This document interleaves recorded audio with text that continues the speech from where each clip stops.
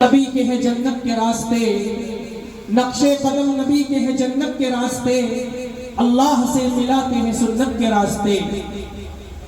آج جب ہم اور آپ حالات کا جائزہ لیتے ہیں اور دیکھتے ہیں تو علامہ اقبال کا یہ شعر یاد آتا ہے کہ وضع میں تم ہو نصارہ تو تمدن میں حنود، یہ مسلمان ہیں جنہیں دیکھ کے شرمائے یہود، یہ مسلمان ہیں جنہیں دیکھ کے شرمائے یہود۔ تم تو سید بھی ہو، مرزا بھی ہو، افغان بھی ہو، تم سبھی کچھ ہو بتاؤ کہ مسلمان بھی ہو۔ علامہ اقبال علیہ الرحمہ آگے فرماتے آج بھی ہو ابراہیم سے ایماں پیدا، آج بھی ہو ابراہیم سے ایماں پیدا، آگ کر سکتی ہے انداز گلستہ پیدا۔ محترم حضرات، پردہ نشین خواتین اسلام، آئیے اب میں رودولی سے چند فاصلے کی دوری پر واقع بڑا گاؤں سے تعلق رکھنے والے بڑی متحرک اور فعال شخصیت جناب مفتی فرقان صاحب قاسمی، محتمم مدرسہ عربیہ علم العلوم کیتھانی بڑا گاؤں کو دعوتی اسٹیج دے رہا ہوں کہ آپ حضور والا تشریف لائیں اور ہم سامعین کو اپنے ناصحانہ کلمات سے مستفیض فرمائیں۔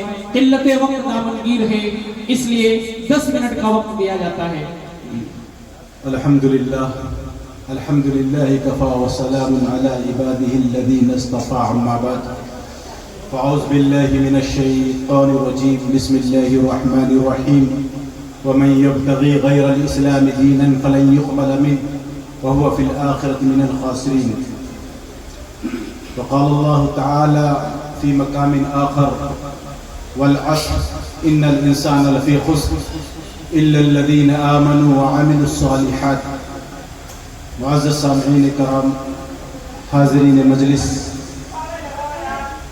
ہمارے بڑے اسٹیج پر موجود ہیں، انشاءاللہ ان کی باتیں آپ حضرات کے سامنے آئیں گی۔ تمہیداً کچھ باتیں کہنا چاہتا ہوں۔ اللہ کے رسول صلی اللہ علیہ وسلم اس دنیا رنگ و بو میں جب تشریف لائے، زمانہ برائیوں سے آباد تھا، کوئی ایسی برائی نہیں تھی جو بالخصوص عرب سماج میں پھیلی ہوئی نہ ہو۔ شرور و فتن، گناہ اور غلط کاریوں نے اپنا تسلط جما رکھا تھا۔ ایسے پرفتن دور کے اندر محمد رسول اللہ صلی اللہ علیہ وسلم تشریف لائے اور اللہ کے ان بندوں کو جو راہ راست سے ہٹ چکے تھے، انہیں ہاتھ پکڑ پکڑ کر کے انہیں جہنم سے نکال کر کے جنت والا بنایا۔ اور قرآن کریم میں ہے کنتم علی شفا حفرۃ من النار فانقذکم منہا۔ اگر محمد رسول اللہ صلی اللہ علیہ وسلم اس روئے زمین پر نہ آتے تو بہت سے لوگ ایسے غلط کاریوں کی وجہ سے، بدکاریوں کی وجہ سے، گناہ کی وجہ سے تباہ ہو چکے ہوتے، برباد ہو جاتے۔ لیکن میرے بھائی اور دوستوں، یہ ایک دستور ہے، جب جب برائیاں پھیلتی ہیں، شرور و فتن کا عروج ہوتا ہے، تب تب اللہ رب العزت اپنے یہاں سے ایک نبی کو منتخب فرما کر کے بھیجا کرتے تھے۔ لیکن اب تو نبوت کا دروازہ بند ہو چکا ہے، اب تو کوئی نبی نہیں آنے والا۔ نبی آخر الزمان صلی اللہ علیہ وسلم آئے، دنیا والوں کی رہنمائی کی، راستہ دکھایا، صحیح اور غلط کی تمیز بتائی۔ لوگوں نے نبی کریم صلی اللہ علیہ وسلم کی رہنمائی حاصل کی اور اپنے آپ کو جہنم سے نکال کر کے جنت والا بنا لیا۔ اور پھر ایک جماعت بنی جس جماعت کے بارے میں اللہ نے فرمایا رضی اللہ عنہم ورضوا عنہ۔ وہ جماعت تھی جو نبی کریم صلی اللہ علیہ وسلم سے تعلیم یافتہ تھی، نبی کریم صلی اللہ علیہ وسلم سے سیکھا تھا، نبی کریم صلی اللہ علیہ وسلم کی صحبت انہیں ملی تھی، تب جا کر کے انہیں رضی اللہ عنہم ورضوا عنہ کا خطاب ملا۔ اور پھر ہمارے لیے ان کو آئیڈیل کے طور پر بیان کیا گیا، کہا یا ایھا الذین آمنوا آمنوا کما آمن الناس، اے لوگوں تم بھی ایمان لے کر آؤ جیسے کہ میرے صحابہ کرام رضوان اللہ علیہ اجمعین ایمان لے کر آئے۔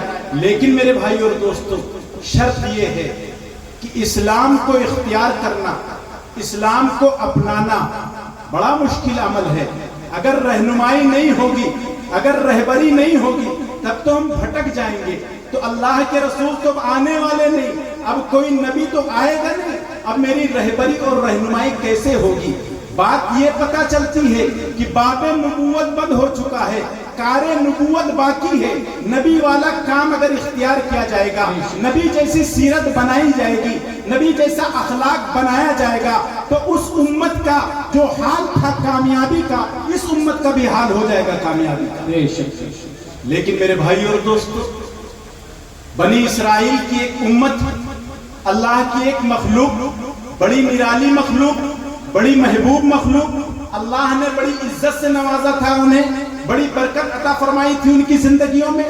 وہ امت ایک ایسی امت تھی جس کی طلب پر اللہ رب العزت آسمان سے من و سلوہ اتارا کرتے تھے، اس کا کھانا جنت سے آیا کرتا تھا. لیکن پھر حالات ایسے بگڑے کہ اس قوم کا اس دنیا سے، اس جہاں سے نام و نشان مٹا دیا گیا. اور خود قرآن کریم میں ہے لئن الذین کفروا من بنی اسرائیل علی لسان داؤد و عیسی ابن مریم. وہ بنی اسرائیل قوم اپنے نبی کی بددعاؤں کی وجہ سے تباہ ہو گئی، نیست و نابود ہو گئی، مٹ گئی. جس قوم کو اللہ نے بنایا تھا، جس کی فضیلت اللہ نے بنائی تھی، جس کا وقار اللہ نے رکھا تھا، وہ قوم چند سالوں کے بعد مٹی اور نیست و نابود ہو گئی. آج اس کا نام لیوا کوئی نہیں ہے. آخر کیا خطا تھی ان کی؟ کیا غلطی کیا تھا اس قوم نے جو بنی اسرائیل کو مٹا کر کے امت محمدیہ کو اللہ نے پیدا فرمایا؟ بتایا کہ وہ قوم جب اپنے نبی کی اور اپنے خدا کے فرمان کو ٹھکرا دیا اور لائے ہوئے دین کو پاش پاش کر دیا اور اپنے عقل کا فیصلہ، اپنے عقل کی سوچ کو اپنے اللہ کے قانون کے اوپر غالب رکھا، نبی کے بتائے ہوئے طریقے کو غالب رکھا، تو حال یہ ہوا کہ نبی بھی ناراض ہوئے، رب بھی ناراض ہوا، اور جب نبی ناراض ہوا تو رب ناراض ہوئے، اور پھر اس کے بعد نبی نے بددعا فرمائی، اور حال یہ ہوا کہ وہ قوم زمین سے مٹ گئی، ختم ہو گئی. امت محمدیہ کو اللہ کے رسول صلی اللہ علیہ وسلم نے بھیجا ہے، کچھ مقصد کے ساتھ بھیجا ہے، کچھ عنوان کے ساتھ بھیجا ہے. اگر یہ مقصد اس قوم کے ساتھ نہیں رہے گی، اس قوم کے ساتھ نہیں جڑے گی، یہ مقصد بھی تباہ ہو جائے گا، یہ قوم بھی تباہ ہو جائے گی، یہ امت بھی فنا ہو جائے گی. وہ مقصد کیا ہے؟ کیا دیا ہے اللہ نے؟ کیا بتایا محمد رسول اللہ صلی اللہ علیہ وسلم نے اس امت کے بارے میں؟ فرمایا کنتم، فرمایا یہ قوم، کہ یہ اللہ نے اس قوم کو جو بنایا ہے نا، یہ خیر کی قوم ہے، بھلائی والی قوم ہے.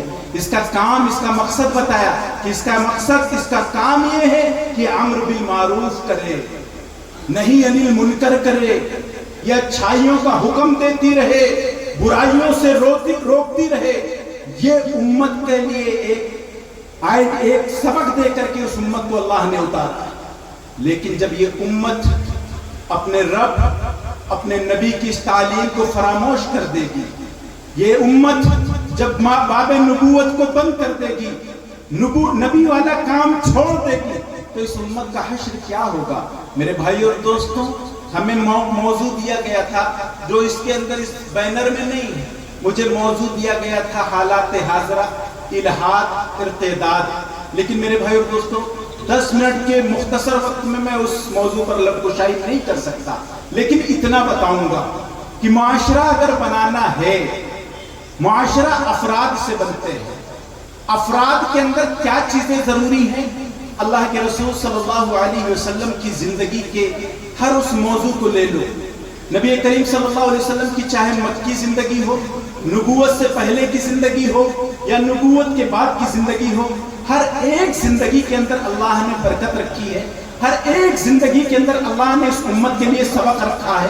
محمد رسول اللہ صلی اللہ علیہ وسلم کی ایک حدیث بیان کرتا ہوں.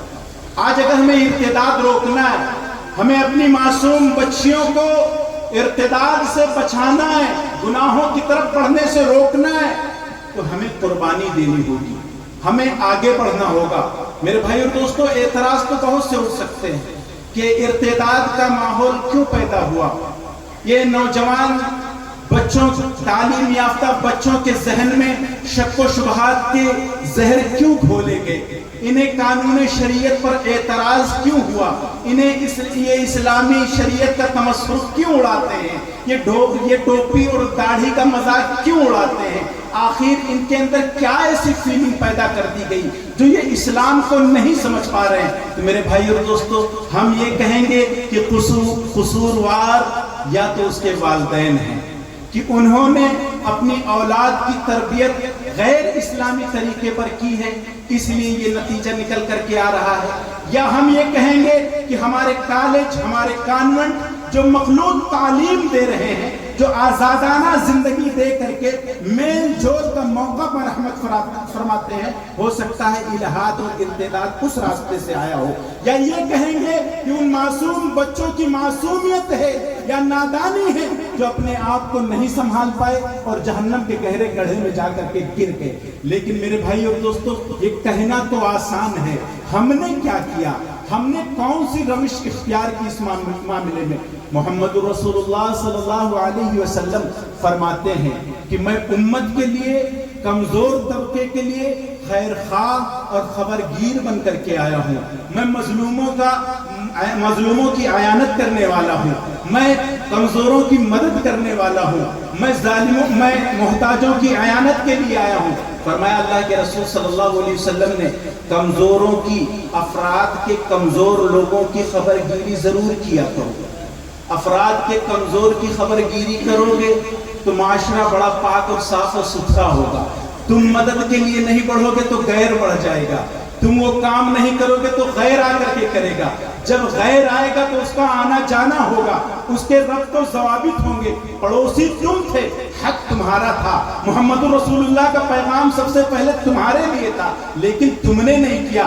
آج یہی وجہ ہے کہ غیر آ کر کے اس کے گھر کے اندر داخل ہو گیا اور وہ کام کرتے کرتے وہ اس حد تک پہنچ گیا جو آج تمہیں معیوب نظر آتا ہے، آج تمہیں برا لگتا ہے۔ محمد رسول اللہ صلی اللہ علیہ وسلم فرماتے ہیں کمزوروں کی خبر گیری کیا کرو۔ اللہ کے رسول صلی اللہ علیہ وسلم ایک بار حضرت خباب رضی اللہ تعالیٰ نے، ایک صحابی رسول ہیں، کسی موقع پر آپ کسی لشکر کے ساتھ جنگ میں چلے گئے، گھر میں کوئی دوسرا مرد نہیں تھا، اللہ کے رسول صلی اللہ علیہ وسلم نے دریافت کیا، پتا چلا کہ اس گھر کے اندر کوئی دوسرا مرد نہیں ہے، عورتیں دودھ دھونا نہیں جانتی۔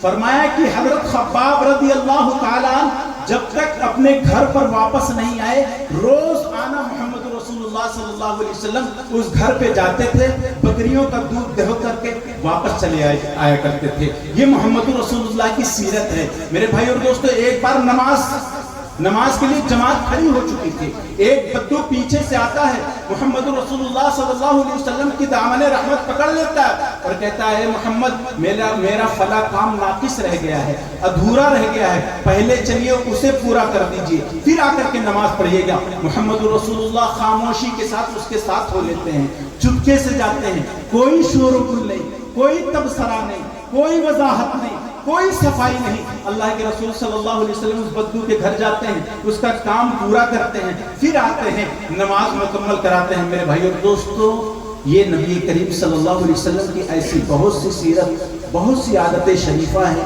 جسے آپ اختیار کریں گے، معاشرہ بدلے گا، معاشرہ سے ارتداد بھی نکلے گا، کفر بھی نکلے گا۔ شرط یہ ہے کہ ہمیں اسلام کی معرفت، اسلام کی پہچان لوگوں کو کرانی پڑے گی۔ اللہ رب العزت ہم سب کو اسلام کی صحیح پہچان کرنے کی توفیق عطا فرمائے، آمین۔ وآخر الدعوانا الحمدللہ۔ جزاک اللہ